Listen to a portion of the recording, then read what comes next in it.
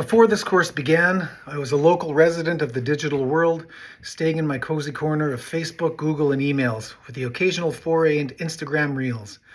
I did not venture very far from the safe places. Well, that changed very quickly when I joined this class. Once the course began, I was thrust into the world of blogging. It took me until September 29th to figure things out and post my first blog. It was a pretty big learning curve. I found a quote to include with my blog that said, "The more reflective you are, the more effective you are." I'm not going to lie, I could have been better at this, especially responding to my fellow classmates. I did find this valuable, and if I know what's good for me, we'll continue this practice. Throughout this course, we had numerous content catalysts and guest speakers. 3 guests really stood out and made an impact on my learning for this semester. First of all, Mike Ribble's 9 Elements of Digital Citizenship was an eye-opener. I've been teaching for 28 years and have done very little teaching into the area of digital literacy. What a disservice to my former students. Now that I have seen the light, I have made it my priority to share these learnings with staff during meetings. They can benefit, and so will our students. I don't want them to feel more is being added to their plate, so finding ways to incorporate these into their subject areas or units is key. The second guest that really spoke to me was Dr. Wes Fryer and his idea about being your family's digital witness. I go into depths about this in my Can I Get a Witness blog post, but essentially think everyone could and should do this. Record those stories about your family for you and your future generations. Heck, it would be a great activity for our students to get involved in, and hey, this would be a positive use of their phones. Finally, Chris Kennedy, superintendent of West Vancouver Schools, was a guest. I really leaned on him when it came to generative AI. I've watched some of his videos that he's been in, bookmarked the West Vancouver Schools website, followed his blog, The Culture of Yes, and took great notes when he spoke to us. I've used him as a jumping off point and have gone down the rabbit hole.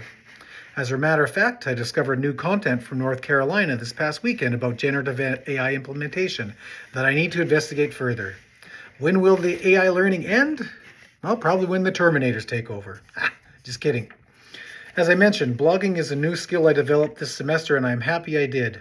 I also learned how to use VR this semester. As a content catalyst for the last week in November, I was investigating the implications of emerging technologies like AI and VR on the future of education.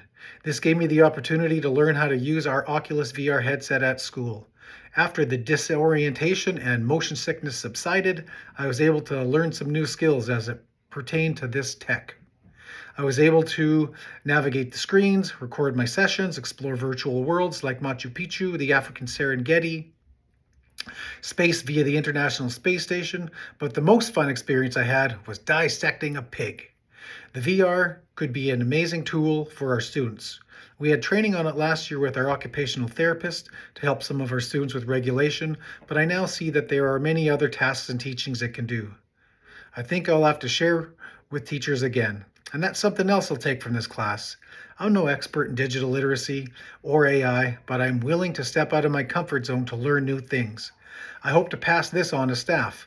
They don't have to be professionals at this new technology or platforms either, but they do need to be willing to try and fail and then try again. Old dogs can be taught new tricks. The biggest new skill I gained this semester is my ability to navigate an LLM like ChatGPT. I downloaded the app this semester and even started paying $20 a month for it. That's how important I think it is to my profession and to my pedagogy. Teachers don't normally get off their wallets if they don't believe in something that will benefit them. I have used AI to improve my annotation. I use it to create images and to look for bias. I use it to create a multiple choice test on the Pascal pictograph. I use it to write a permission slip for a trip to Sask Polytech. I use it to make a rubric for making connections response paragraph. I use it to simplify a passage for reluctant readers and below grade level readers. I even showed my mom how to generate images with the prompt, "Donkey halo jumping at dusk from an airplane." We laughed at what it created.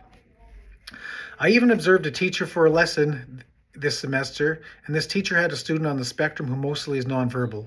During the lesson, the student just colored a page while the rest of the class read a story and sequenced the plot points. During our debriefing, I showed the teacher how a simple prompt, please give me 5 ideas in reading to work with a mostly nonverbal student who reads at grade 1 level. The teacher was shocked and impressed with the 5 suggestions it produced and how easy it would be to implement. I was also talking with our LRT a couple of weeks back who indicated she was having difficulty working with some students on the master list. When she asked the student if they needed help or she sat down beside them, the student would say, "No, I'm good." So I threw in the simple prompt. Please suggest strategies for a teacher who is working with students who say they don't need help. It gave us 10 suggestions and I asked her, have you tried any of these? And again, she was impressed and shocked and said, no, not all of them, but she's willing to do the others. I've used AI to find ways that can help teachers save time, do lesson planning, support differentiation, help with classroom management, tutoring, assessment, draft letters, emails, create games, etc. I've used ChatGPT for this almost exclusively. I have yet to explore Gemini, Perplexity, Copilot, Claude, etc. I've dabbled in Magic School and need more time to explore and see what their apps can do. I've already used the rubric generator, the YouTube video questions, and the worksheet generator app. I want to see what the apps for lesson plan, report card comments, and unit plan generator can do as well. I've just explored the tip of the iceberg when it comes to Magic School, but so far think it will be a welcome addition and valuable tool in our professional toolkits. On a personal note, my dad passed away in June. My divorce was official in July, followed by my dad's celebration of life in July. And then in September, I had surgery and was recovering in October. It has been a tough 6 months. I found it tough to get motivated this semester. It hasn't been my best class student-wise, meeting deadlines, completing all necessary requirements to the best of my ability, but it has been my best class content-wise.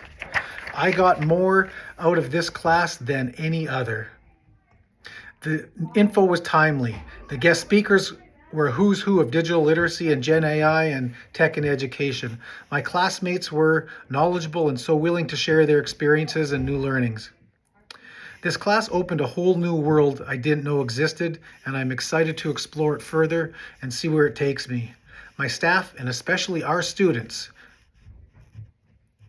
this class has gotten me out of my comfort zone, into these areas that are new, are challenging, and sometimes even scary. But that's a good thing, because as we know, that's where the real learning takes place. So, thank you for learning me good this semester.